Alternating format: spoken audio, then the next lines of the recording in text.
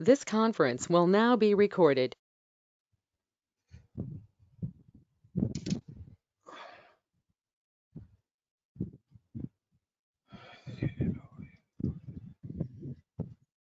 Cloud front guys, cloud front की अगर मैं बात शॉर्टकट में बोलता हूँ, व्हाट इज क्लाउड फ्रंट? तो cloud front is a content delivery network. It is a CDN, content delivery network. With the help of cloud front आप अपने इन कंटेंट्स को कहीं भी किसी भी लोकेशन पे डिलीवर्ड करा सकते हो.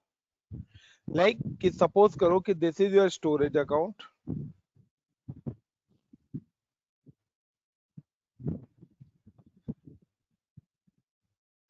आपका क्या है कि अगर आप कोई भी स्टोरेज अकाउंट के अंदर कोई भी फाइल अपलोड करते हो, तो उस फाइल को एक्सेस करने के लिए आपको उसका URL यूज करना होता है. Yes or no, everyone? Yes. Now there the one user is available US, another available in Australia, another is available look like a UK. The users is available in different location.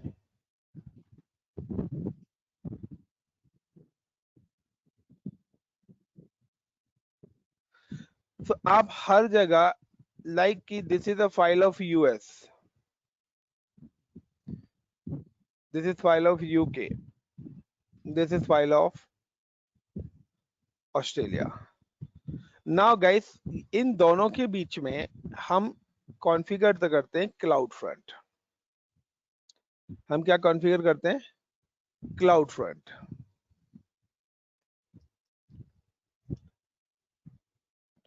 और cloud front हमें देता है एक domain name. Cloud front हमें क्या represent करता है? एक डोमेन नेम हमें देता है. नाउ लाइक कि मैं कहता हूं इसका डोमेन नेम है ABC ASD. This is a domain name. Now कि अगर आप किसी को भी अपनी फाइल एक्सेस करनी है ना, तो उसे फाइल का URL नहीं चाहिए. वो क्या करेगा? अपना डोमेन नेम डालेगा प्लस स्लैश में फाइल का नेम डालेगा और उसकी फाइल उसको एक्सेसिबल हो जाएगी. यानी कि मुझे मैन्युअली किसी को भी लिंक वगैरह शेयर करने की जरूरत नहीं है.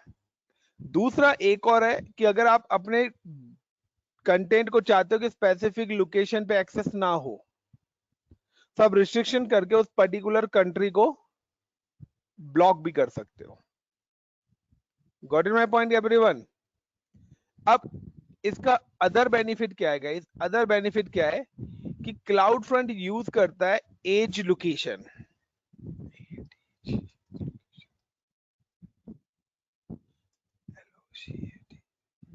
This age location is 200 plus 200 plus edge locations हैं एंड एज रीजन है.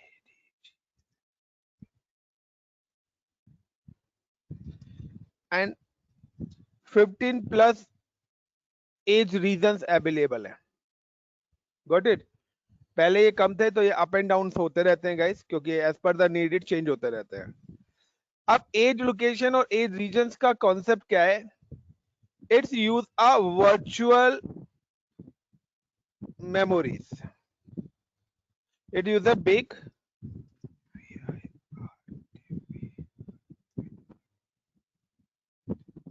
वर्चुअल मेमोरी और वर्चुअल सर्वर भी आप बोल सकते हैं.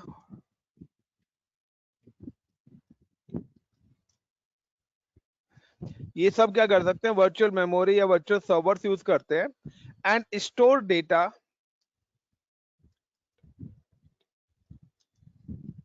टेम्परेरी. और ये क्या करते हैं? डेटा को किस फॉर्मेट में यूज करते हैं? टेम्परेरी फॉर्मेट में यूज करते हैं. The minimum 24 our and maximum 1 year. इसका भी टाइम पीरियड क्या है? 24 आवर टू 1 ईयर. वो आपके ऊपर है कि आप अपना जो डेटा है कितने टाइम के लिए वर्चुअल स्टोरेजेस या वर्चुअल मेमोरीज या वर्चुअल एज लोकेशन पे स्टोर करना चाहते हो. So between this is a time taking. Now guys, अब सपोज करो कि अब इसका एक्चुअल यूज क्या है मैं आपको बताऊं. सपोज करो this is a Gmail server, this is a Gmail data centre,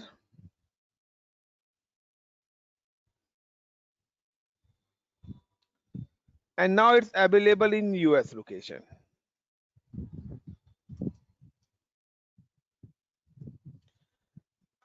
Now कि एक यूजर है यूएस के अंदर और एक यूजर है इंडिया के अंदर और एक यूजर है लाइक ऑस्ट्रेलिया के अंदर.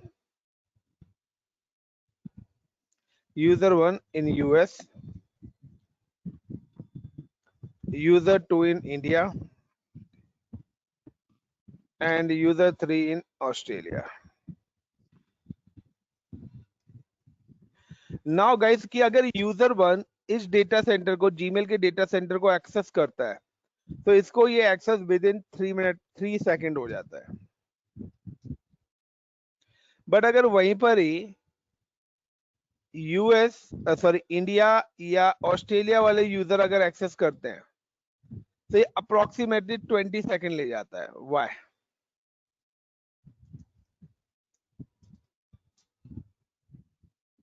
20 सेकंड ले जाता है. क्या रीजन है एवरीवन? गाइस बताओगे? बैंडविड्थ जीमेल में यूएस में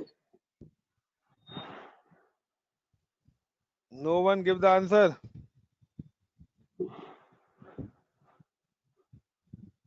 तो जीमेल सर्वर यूएस में ही चल रहा है ना, यूएस पे कनेक्टिविटी हो रही है तो उसका तो गाइस एंगेजमेंट के बाद हो जाएगा. या challenge is a latency, challenge is a latency distance. तो मैं चाहता हूं कि जैसे यहाँ पे 3 सेकंड में हो रहा है इंडिया और ऑस्ट्रेलिया में भी हो जाए, तो मुझे क्या करना होगा उसके लिए?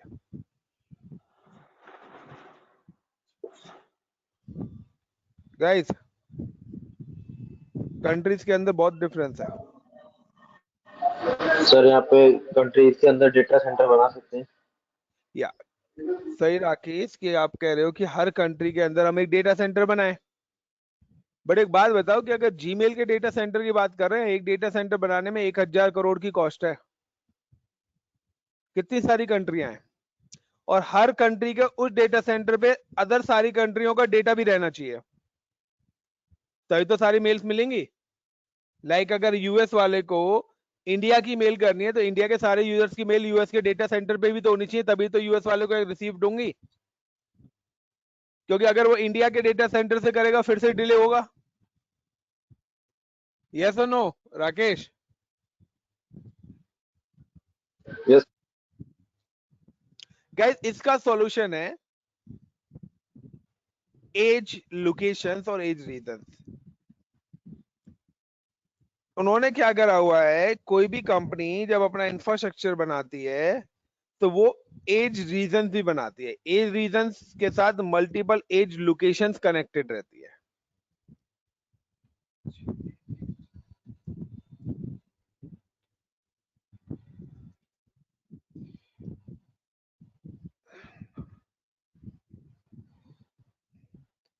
And now the data centres, जो एक ही डेटा सेंटर होता है वो कहां पे कनेक्ट होता है?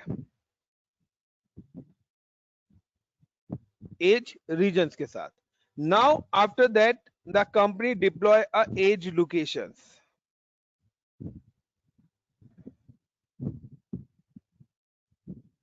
This edge location look like India के अंदर ही मल्टीपल एज लोकेशन बनाएगी एज पर द जियोग्राफिकल है, इंडिया का बड़ा है तो उस हिसाब से.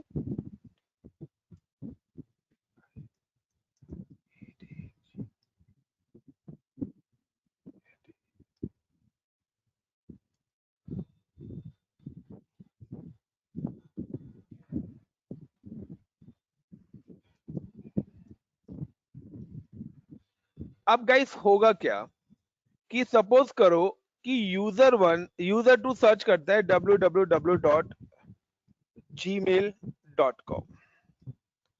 अब होगा क्या कि उसकी जो फर्स्ट टाइम रिक्वेस्ट है ना, वो फर्स्ट टाइम रिक्वेस्ट डायरेक्ट आपके जाएगी सर्वर पे. फर्स्ट टाइम वाली जो रिक्वेस्ट है वो डायरेक्ट कहां पे जाएगी? सर्वर पे जाएगी. Got it the point? और जब सर्वर पे जाएगी, जब सर्वर उसको रिप्लाई करेगा तो सर्वर जो वहां से रिप्लाई करेगा ना उसको, उसका जो रिप्लाई आएगा वो कुछ इस तरीके से आएगा कि पहले जो रिप्लाई आएगा वो आएगा एज लोकेशन पे, फिर रिप्लाई आएगा रीजन टू एज लोकेशन, और उस एज लोकेशन के बाद ये कैंडिडेट इसको एक्सेस कर पाएगा। इस पूरे प्रोसेस में फर्स्ट टाइम पूरे प्रोसेस में उसको लगे 20 सेकेंड। कितना टाइम लगा? 20 सेकेंड किसको एक्सेस करने में? जीमेल में। नाउ अब वो दोबारा जब जीमेल एक्सेस करेगा ना तो उसको विद इन 3 सेकेंड ही एक्सेस हो जाएगा। वाई? क्योंकि कोई भी यूजर का डेटा सेव कहां पर है? सेंट्रल लोकेशन पर ही है। अब जीमेल ने अपनी जब आईडी करी तो फर्स्ट टाइम उस आईडी की इंफॉर्मेशन यहां पे नहीं थी, उसने रिक्वेस्ट को कहां भेजा? यहां पर भी उसकी आईडी की इंफॉर्मेशन नहीं थी, उसने भेजा डेटा सेंटर पे, डेटा सेंटर पे रिकॉर्ड था। अब उसने जब डेटा सेंटर से रिप्लाई आया था तो उसने एक कॉपी यहां पे बना ली, उसके अकाउंट का क्लोन कर लिया, देन एक क्लोन यहां पे कर लिया, और देन अब वेबसाइट एक्सेस करा दी, जो भी उसकी आईडी एक्सेस करा दी। अब नेक्स्ट टाइम जब वो एक्सेस करेगा तो इस बार वो यहां पर नहीं भेजेगा रिक्वेस्ट को, वो रिक्वेस्ट को कहां से रिजॉल्व कर देगा गाइस? यहीं से रिजॉल्व कर देगा। सपोज करो कि अब आपने टाइम पीरियड सेट करा हुआ है यहाँ पे 6 मंथ, मैंने बताया ना 1 आवर टू 1 ईयर। अब आपने 6 मंथ कराए, अगर आप 6 मंथ तक अपनी इस ईमेल आईडी को एक्सेस नहीं करते तो ऑटोमेटिकली यहां से आपके रिकॉर्ड को क्या कर देगा? रिमूव कर देगा। तो वर्चुअल मेमोरी आपकी क्या हो गई? फिर से फ्री हो गई।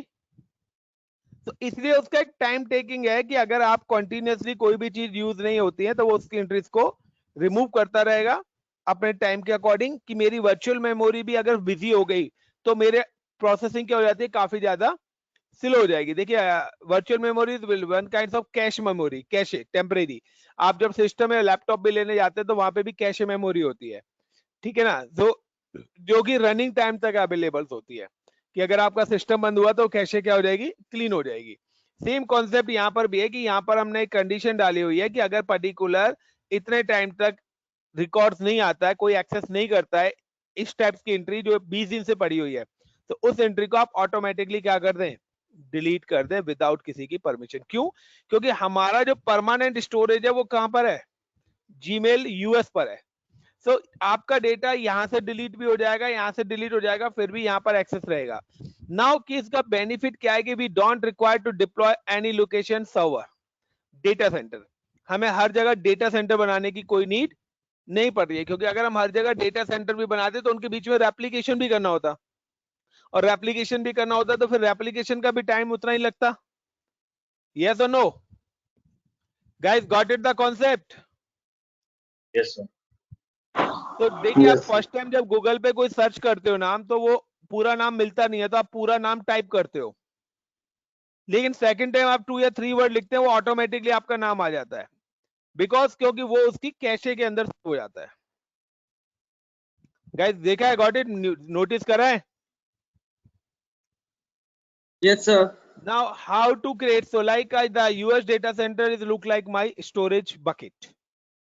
Got it, guys? So, how to create? I'm just login with AWS portal.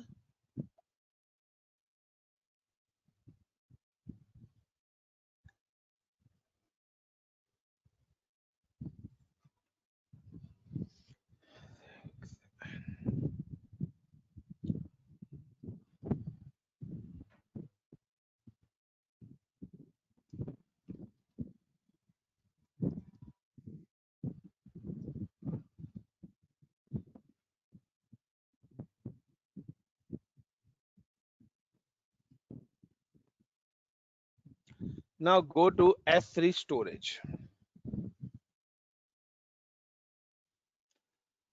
And inside the S3 storage, I think so मेरी storage बनी हुई होगी. Now guys, एक storage बनी हुई है ICCPinfo.tk, और इसके अंदर कोई भी डेटा अभी नहीं पड़ा हुआ है. क्लियर? नाउ अगर आप डेटा एड ऑन भी करना चाहते हैं, so I'm just create upload, add files, और डेस्कटॉप पे जाके मैं कोई फाइल ऐड कर लेता हूं.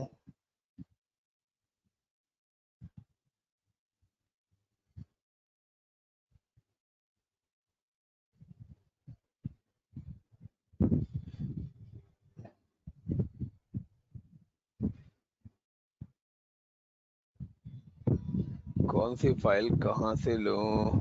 ये ले लिया मैंने, एरर और data file. Got it guys? मैंने data file dot txt and error dot html, दो फाइल्स हैं। And now click on upload,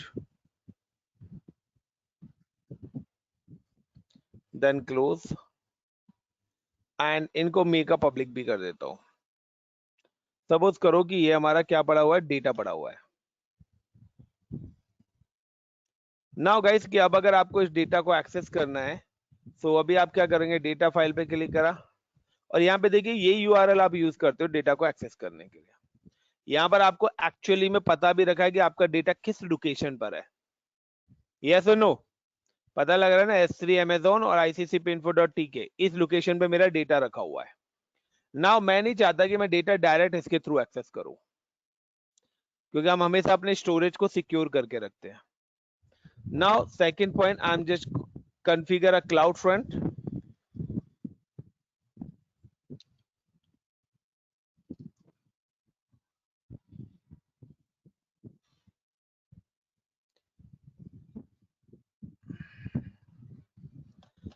So security delivered content with the low latency and high transfer speed.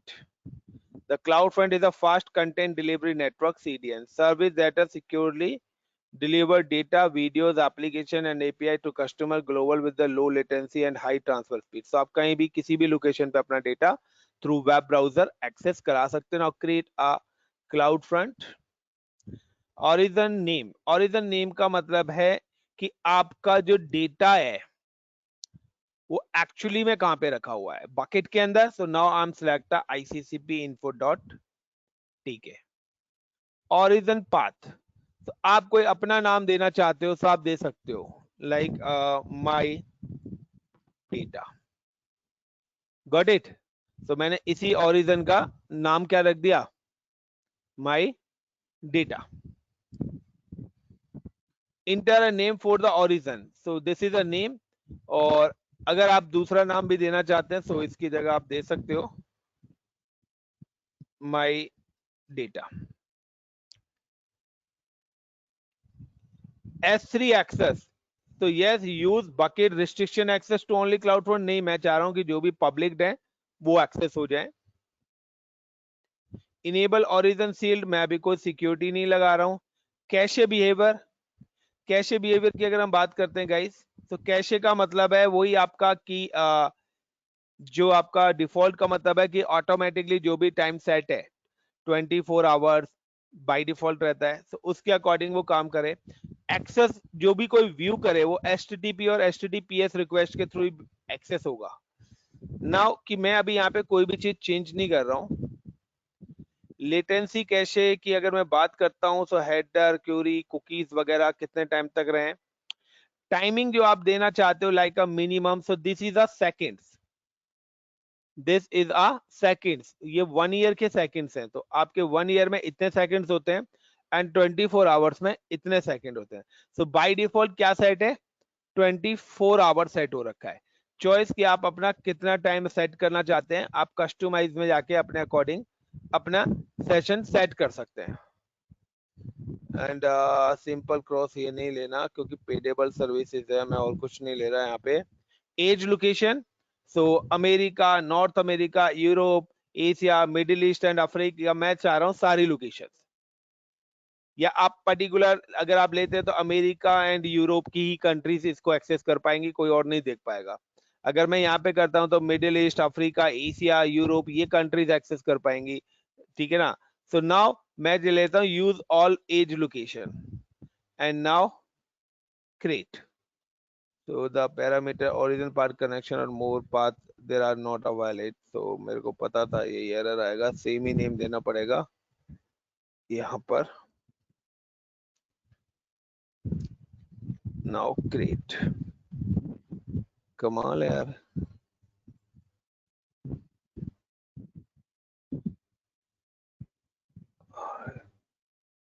enter a URL path to append to the origin domain name of the origin request। Optional है, origin path देने की जरूरत क्या है।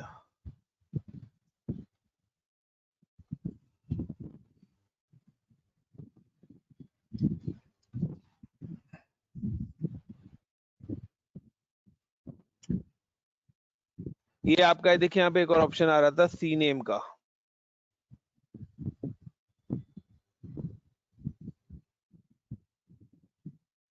कहाँ गया यार,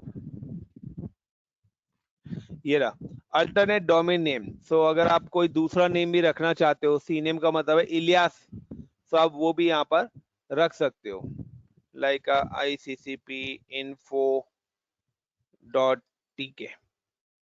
तो अगर आप कोई एडिशनल डोमेन नेम इसका रखना चाहते हैं तो वो भी आप रख सकते हैं। Now the create distribution. To add an alternate domain name, CNAME is CloudFront distribution. You must attach a trust. अरे यार सर्टिफिकेट नहीं लगाना हमें, रिमूव कर दो इसको।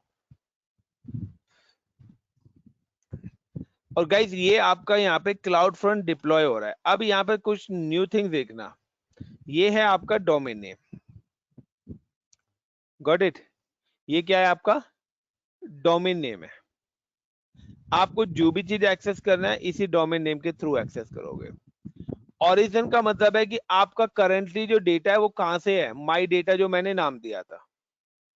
और माई डेटा किसके साथ कनेक्टेड है, iccpinfo.tk।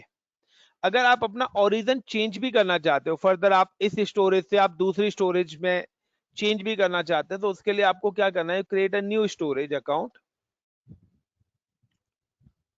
create a bucket, नाम create a iccpinfo.tk2 like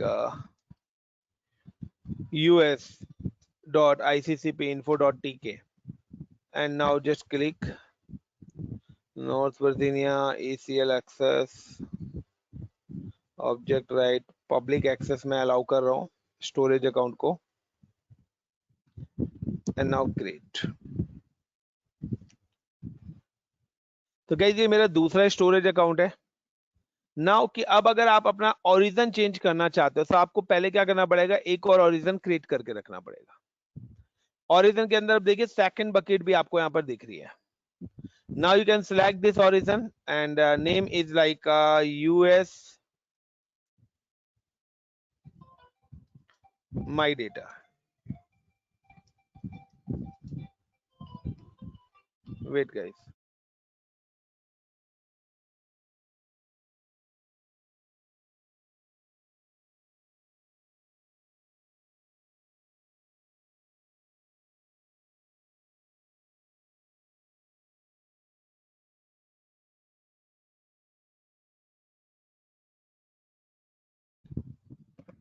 now guys तो मैंने यहाँ पे सेकंड वो बनाया और मैं वही डिफॉल्ट सेटिंग्स करके क्रिएट ओरिजिन। बट गाइस देखिए आपने दो ओरिजिन तो बना लिए हैं, बट एक्चुअली में आपका कौन सा ओरिजिन वर्क कर रहा है, आपका भी origin my data he work करेगा। क्यों? क्योंकि अगर आप बिहेवियर में जाके देखते हैं तो बिहेवियर में यहाँ पे क्या ऐड हो रखा है, माई डेटा। तो एक्चुअली में आपका कौन सा स्टोरेज पब्लिश कर रहा है वो आपको कहां से दिखेगा, बिहेवियर से दिखेगा। तो अभी मेरा कोई भी डेटा जो पब्लिश होगा वो किसके थ्रू होगा, बिहेवियर के थ्रू होगा। नाउ कि अगर मुझे एक्सेस करना है so I am just copy this domain name and come to here /error error.html. Now guys my website is not working, ये मेरा कंटेंट है मेरी error.html के अंदर। नाउ कि अब आपको कोई भी डेटा एक्सेस करना है, आपको सिर्फ उस स्टोरेज अकाउंट के अंदर रखना है। लाइक चंदन के नाम से एक फाइल है, this is a chandan file is available guys। now I'm upload this chandan file in a second bucket।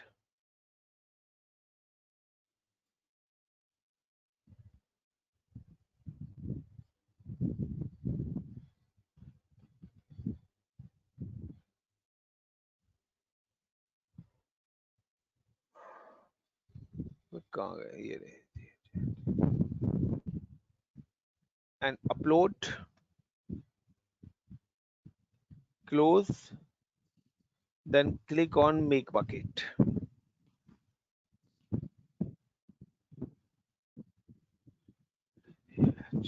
तो क्या देखिए जो चंदन फाइल है ना, this Chandan file is available is another bucket. और जो पूरा नेम है वही नेम सेम डालना है। अगर मैं चंदन को एक्सेस करूंगा ना यहाँ पे, तो चंदन वाली फाइल मेरी एक्सेस नहीं होगी।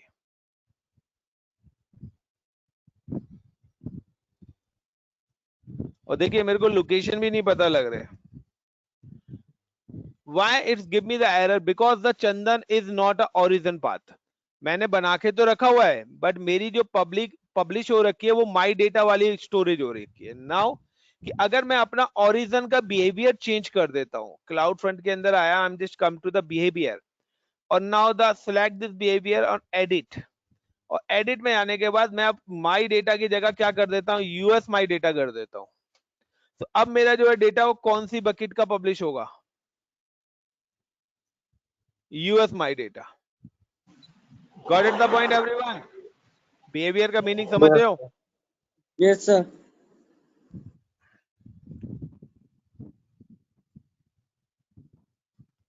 बट अब देखिए error.html एक्सेस नहीं होगा।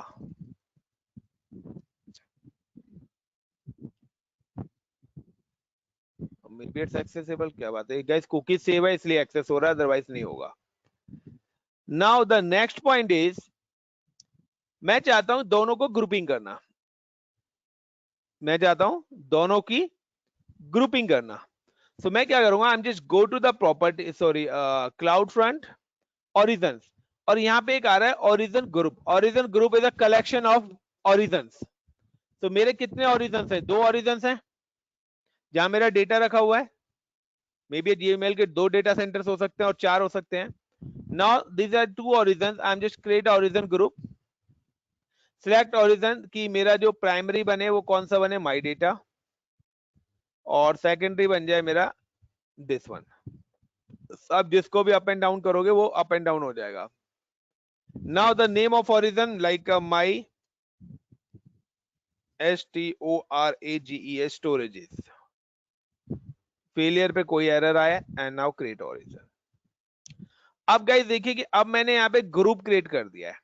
सो अब आपको अगर आप चाहते हो कि इस ग्रुप के अंदर रिक्वेस्ट आया, इस ग्रुप से यहां पर डिस्ट्रीब्यूट हो, वही लोड बैलेंसर वाला कॉन्सेप्ट, कि अब डायरेक्ट स्टोरेज पे ना जाके अब डेटा कहां पे आएगी, रिक्वेस्ट ग्रुप पे। Now I am just come to the behaviour और edit behaviour,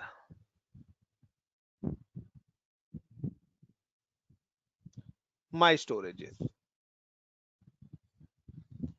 and now click on save. अब गाइस अगर मैं एक्सेस करता हूं,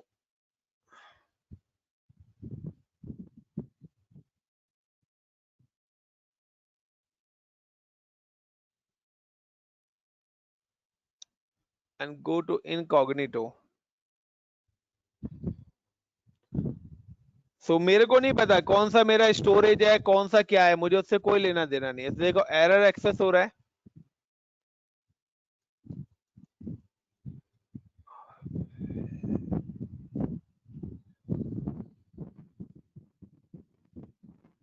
ये भी एक्सेस हो रहा है।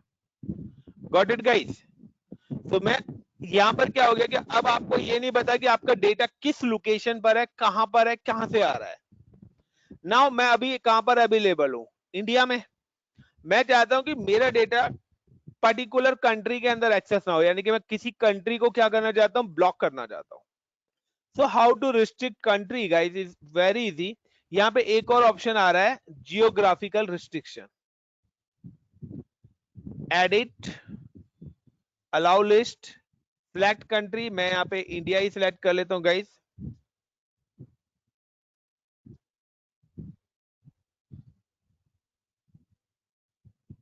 And click on block list, save. So अब मैंने क्या कर दिया है, इंडिया कंट्री को ब्लॉक कर दिया है।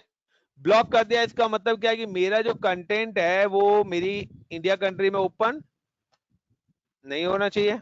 यस और नो एवरीवन?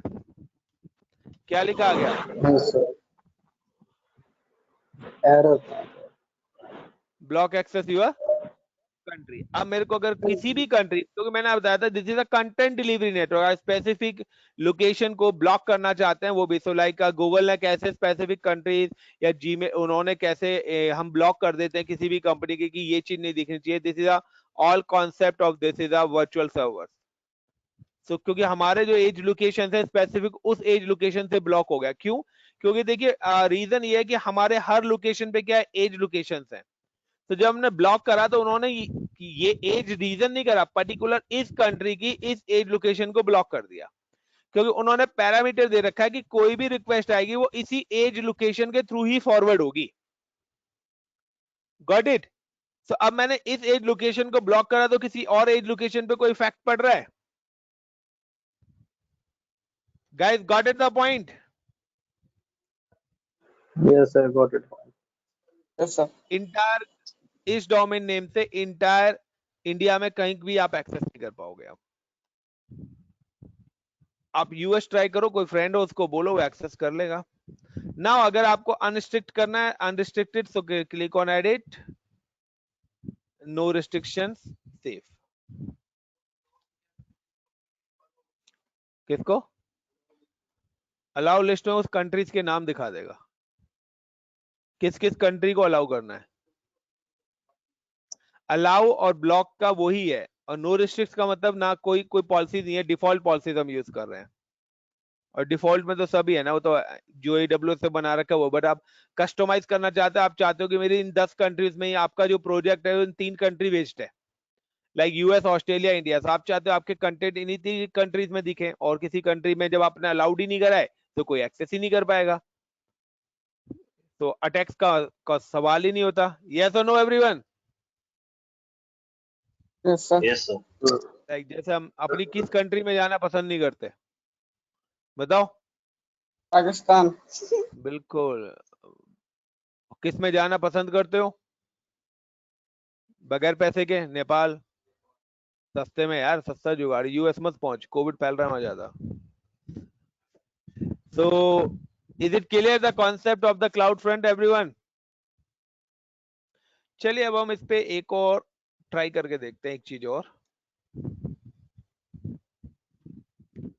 ट्राई करके देख रहा हूँ गाइस, बट ये आप लोगों का टास्क है। Go to route 53,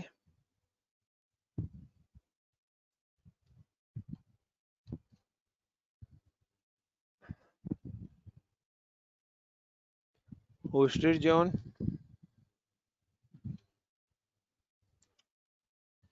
ICCP-info.tk, create record, Ilias record,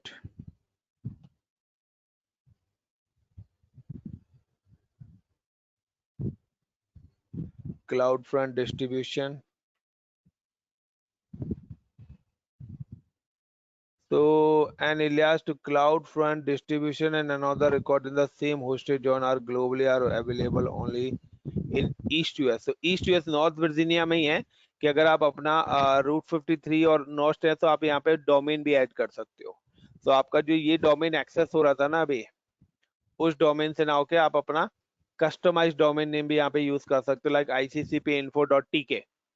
आपकी कंपनी का नाम स्लैश करके आपने डोमेन नेम डाला और आपका डेटा क्या हो जाएगा, एक्सेस हो जाएगा। वो क्या मैसेज दे रहा है ये भी तो पढ़ो। CloudFront distribution another record in the same hosted zone. हमने अपना जो hosted zone है वो नॉर्थ वर्जीनिया में नहीं है, and are global and available only in US east Virginia. तो एक ही लोकेशन पे अवेलेबल है। हम मुंबई लोकेशन में डिप्लॉयमेंट करा है ना, उसी वो यूएस लोकेशन नॉर्थ वर्जीनिया ही लोकेशन पे अलाउड करा हुआ है इन्होंने, जो उनका मेन है। और ये हमारे एग्जिस्टिंग रिकॉर्ड्स हैं। तो अगर मैं एग्जिस्टिंग रिकॉर्ड्स को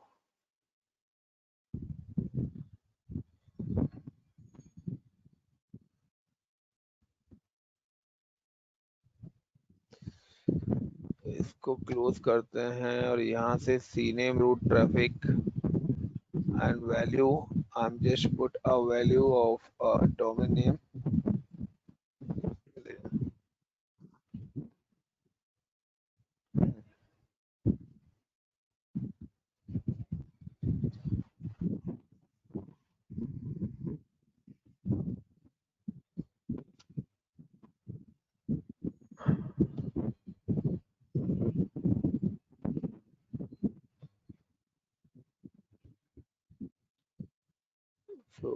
w is india.iccpinfo.tk, and now I'm come to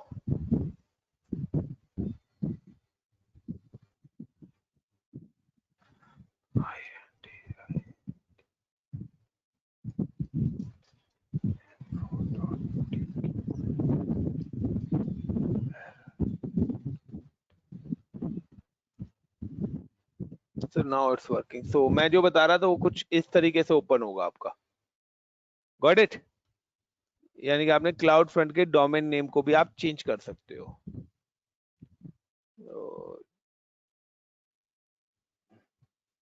अभी अपडेट होने में भी थोड़ा सा टाइम लेता है.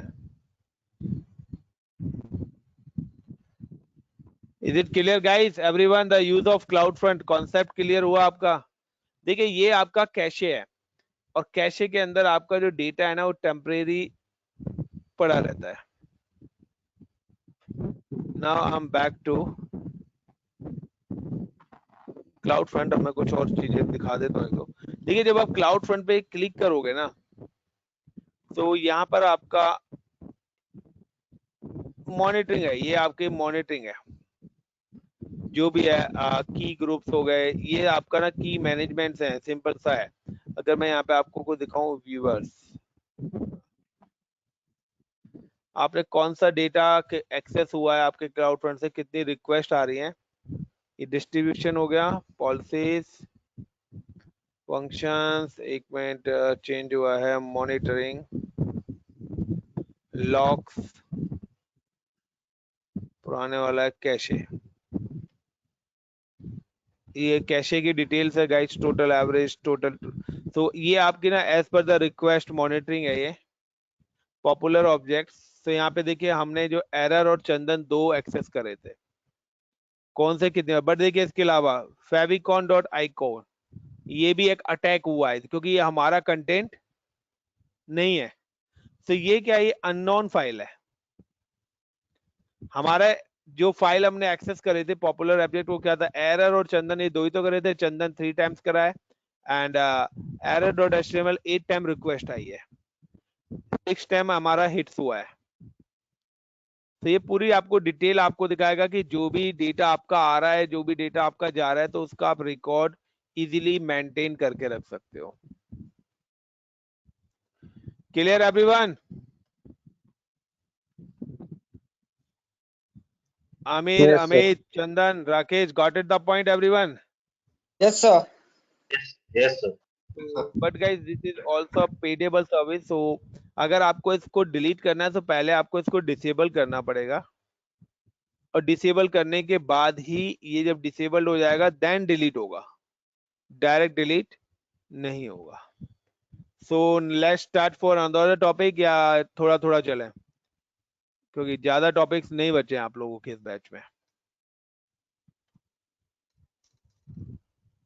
The next week complete हो जाएगा. देखो मेरा उम्मीद तो नहीं है, क्योंकि अगर आप देखें कि हमारा cloud front, route 53, S3, EC2, RDS, EFS, simple notification, cloud watch बचा हुआ है, क्लाउड ट्रेल बचा हुआ है. ये छोटे छोटे टॉपिक्स हैं, इनको मैं अभी नहीं बता रहा, ठीक है ना. तो आगे के जो भी टॉपिक्स हैं, टॉपिक्स अभी काफी हैं, बट सारे जो